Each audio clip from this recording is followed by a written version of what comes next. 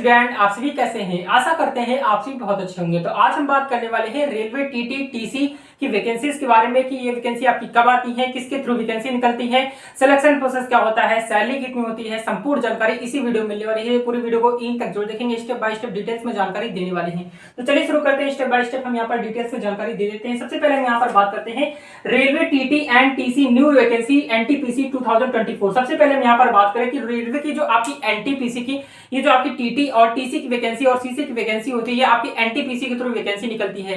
NTPC का means होता है कि नॉन टेक्निकल वैकेंसी, जो आपकी सारी नॉन टेक्निकल वैकेंसीज होती है, जैसे स्टेशन मास्टर की हो गई और यहाँ पर टीटी की हो गई, टीसी की हो गई, ये सारी वैकेंसीज आपकी एनटीपीसी के थ्रू वैकेंसी निकलती है। चलिए हम बात करते हैं एनटीपीसी के थ्रू जो वैकेंसी निकलती है, इनका सिलेक्शन प्रोसेस क्या होता है, सिलेबस क्या होता है, कौन कौन से सब्जेक्ट पूछे जाते हैं, कितने और सैलरी कितनी होती है, यहाँ पर डिटेल्स में जानकारी बताने वाले हैं। सबसे पहले हम यहाँ पर बात करते हैं वैकेंसीज के बारे में। वैकेंसीज की बात करें तो ये आपकी आरआरबी एनटीपीसी के थ्रू वैकेंसी निकलती है। और पोस्ट की अगर यहाँ पर हम बात करें तो यहाँ पर जो आपकी पोस्टें होने वाली हैं टीटी और टीसी और सीसी की आपकी वैकेंसी होने वाली है। चलिए हम यहाँ पर बात करते हैं टीटी और टीसी और सीसी में आपका डिफरेंस क्या होता है, अंतर क्या होता है। तो चलिए हम आपको बता देते हैं। टीटी का फुल फॉर्म होता है ट्रैवलिंग टिकट एग्जामिनर। क्या होता है? Travelling ticket examiner. जो आपकी चलती हुई ट्रेन में आपकी जो टिकट चेक करते हैं वो आपकी टीटी होते हैं, ट्रैवलिंग टिकट एग्जामिनर के नाम से जिसे जानते हैं। नेक्स्ट आता है आपका टीटी। टीसी क्या होता है? क्या होता है? Ticket collector. जो आपकी यहाँ पर जो प्लेटफॉर्म पे जो आपकी टिकट चेक करते हैं प्लेटफॉर्म पर रहकर, वो आपके टीसी होते हैं। और सीसी क्या होता है? सीसी आपका फुल फॉर्म होता है कॉमर्शियल क्लर्क होता है। जैसे आपकी मालगाड़ी होती है, जैसे आपकी मालगाड़ी के जो आपके टीसी होते हैं वो आपको सीसी के नाम से जाना जाता है, कॉमर्शियल क्लर्क। यानी कि उनके पास सारा ब्यौरा होता है कि आपका माल कितना गया, कहां से कितना गया, ये सारी चीजें इनके पास ब्यौरा डाटा, पूरा डाटा होता है। ठीक है। अब यहाँ पर बात करते हैं एज लिमिट की बात करें तो एज लिमिट यानी कि उम्र सीमा की बात करें तो यहाँ पर जो टीटी बनने के लिए उम्र सीमा होती है 18 साल से 30 साल के बीच में अगर आपकी एज है तो आप इसके फॉर्म को इजिली अप्लाई कर पाएंगे। ठीक है। वहीं पर आपको रिलैक्सेशन मिल जाता है। अगर आप ओबीसी कैटेगरी से बिलोंग करते हैं तो यहाँ पर आपको 3 साल की छूट मिल जाती है, और SC category and ST category से बिलोंग करते हैं तो यहाँ पर आपको टोटल 5 साल की छूट मिल जाती है। ठीक है। अब बात कर लेते हैं क्वालिफिकेशन के बारे में। क्वालिफिकेशन की बात करें तो यहाँ पर मिनिमम क्वालिफिकेशन ओनली 12th पास है, यानी कि 12th पास अगर आप हैं तो आप इसके फॉर्म को इजिली अप्लाई कर पाएंगे। ठीक है। 12th पास आपका मिनिमम होना चाहिए। और फॉर्म फीस की बात करते हैं। फॉर्म भरने के लिए जो फीस होनी चाहिए वो आपकी कितनी लगने वाली है? अगर आप जनरल कैटेगरी से बिलोंग करते हैं या फिर ओबीसी कैटेगरी से बिलोंग करते हैं या ईडब्ल्यूएस कैटेगरी से बिलोंग करते हैं तो ये जो आपकी फीस लगेगी टोटल यहाँ पर आपको 500 रुपए फीस लगने वाली है। वहीं पर अगर आप एससी कैटेगरी से बिलोंग करते हैं या एसटी कैटेगरी से बिलोंग करते हैं या फीमेल है तो यहाँ पर टोटल जो आपकी फीस लगने वाली है 250 रुपए यानी 250 रुपए फीस लगने वाली है। ठीक है।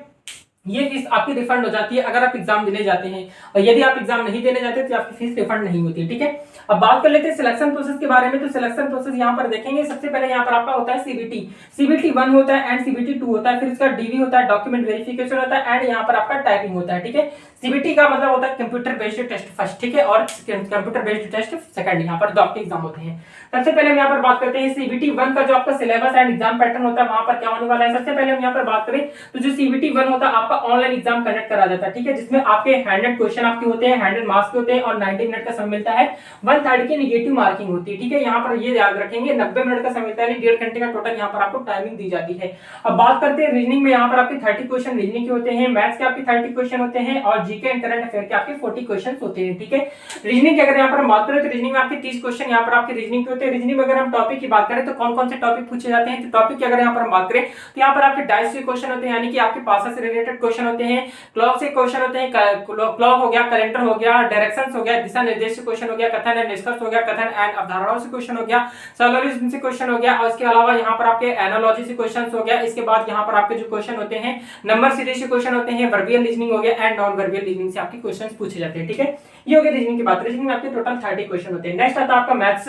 मैथ की अगर यहाँ पर बात करें तो मैथ में यहाँ पर आपके नंबर सिस्टम से क्वेश्चन होते हैं, परसेंटेज हो गया, प्रॉफिट एंड लॉस हो गया, compound interest and simple interest से क्वेश्चन होते हैं, टाइम एंड वर्क हो गया, टाइम एंड डिस्टेंस से क्वेश्चन होते हैं। इसके अलावा यहाँ पर आपके रेशियो एंड प्रोपोर्शन से क्वेश्चन होते हैं। इसके अलावा यहाँ पर आपका क्यूब एंड स्क्वायर रूट से आपके क्वेश्चन होते हैं। ये सारे टॉपिक यहाँ पर आपको पूछे जाते हैं। इसके अलावा यहाँ पर आपके ट्रिग्नोमेट्री एंड ज्योमेट्री से क्वेश्चन भी यहाँ पर आपके पूछे जाने वाले हैं। ठीक है। यहाँ पर मैथ्स के आपके 30 क्वेश्चन होते हैं जो कि आपके 30 मार्क्स के ही होते हैं। ठीक है। 1 नंबर का 1 क्वेश्चन होता है। ठीक है। अब बात करते हैं जीके एंड करंट अफेयर की बात करें तो जीके एंड करंट अफेयर में यहाँ पर आपके क्या कौन से देखें, जीके और करंट अफेयर में आपके 40 क्वेश्चन होते हैं। जीके के अंदर यहाँ पर हिस्ट्री से क्वेश्चन आएंगे, पॉलिटिक्स से आएंगे, ज्योग्राफी से क्वेश्चन आएंगे और यहाँ पर आपके इंडियन और इंडियन कल्चर से क्वेश्चन आते हैं। ये सारे टॉपिक यहाँ पर आपके पूछे जाने वाले हैं और करंट अफेयर के अंदर आपकी 6 मंथ तक की करंट अफेयर यहाँ पर आपकी पूछी जाएगी, जिसमें आपके टोटल मिलाकर 40 क्वेश्चन यहाँ पर आपके पूछे जाते हैं। सीबीटी 1 में यहाँ पर आपके टोटल यहाँ पर आपके इतने क्वेश्चन होते हैं। अब बात कर लेते हैं सीबीटी 2 की। बात करें टोटल यहाँ पर आपके 100 क्वेश्चन होते हैं सीबीटी 1 के। सीबीटी 2 की अगर यहाँ पर बात करें तो यहाँ पर भी आपका ऑनलाइन एग्जाम ही होता है। इसके बाद यहाँ पर आपके 120 क्वेश्चन होते हैं, यानी बस यहाँ पर आपकी क्वेश्चन की संख्या बढ़ जाती है। यहाँ पर सीबीटी 1 में आपके 100 क्वेश्चन होते हैं, लेकिन सीबीटी 2 में यहाँ पर आपके 120 क्वेश्चन होते हैं, 120 मार्क्स के होते हैं। 90 मिनट का समय मिलता है, 1/3 की नेगेटिव मार्किंग होती है। 1/3 का मतलब होता है यानी कि 3 क्वेश्चन अगर आप रॉन्ग कर देते हैं तो एक सही वाला उत्तर आपका कट हो जाता है। तो आपको नेगेटिव मार्किंग से बचना है। जो क्वेश्चन आपको आता है सिर्फ उसी क्वेश्चन को सॉल्व करना है, उसी क्वेश्चन को टच करना है, ठीक है। अब बात कर लेते हैं रीजनिंग की। यहाँ पर देखेंगे रीजनिंग के यहाँ पर आपके क्वेश्चन बढ़ जाते हैं। रीजनिंग के आपके 35 क्वेश्चन हो जाते हैं, मैथ्स के भी आपके 35 क्वेश्चन हो जाते हैं, जीके एंड करंट अफेयर के यहाँ पर आपके 50 क्वेश्चन हो जाते हैं, ठीक है। अब यहाँ पर टॉपिक यहाँ पर भी आपके सेम ही टॉपिक होते हैं। यहाँ पर आपके डाइस से क्वेश्चन होते हैं। रीजनिंग में आपके डाइस हो गया, एनालॉजी से क्वेश्चन होते हैं, क्लॉक हो गया, कैलेंडर हो गया, और उसके अलावा यहाँ पर आपके वर्बियल रीजनिंग एंड नॉन वर्बियल रीजनिंग यहाँ पर आपकी पूछी जाती है, जो कि आपके 35 क्वेश्चन 35 मार्क्स के ही पूछे जाते हैं। अब मैथ्स की बात करें तो मैथ में आपके परसेंटेज हो गया, प्रॉफिट एंड लॉस हो गया, सीआईएसआई हो गया, compound interest and simple interest हो गया। इसके अलावा यहाँ पर टाइम एंड वर्क हो गया, टाइम एंड डिस्टेंस से क्वेश्चन होते हैं, एंड यहाँ पर आपके ट्रिग्नोमेट्री हो गया एंड ज्योमेट्री से रिलेटेड आपके क्वेश्चन यहाँ पर आपके पूछे जाने वाले मैथ्स के, जिसमें आपके 35 क्वेश्चन 35 मार्क्स के होने वाले हैं।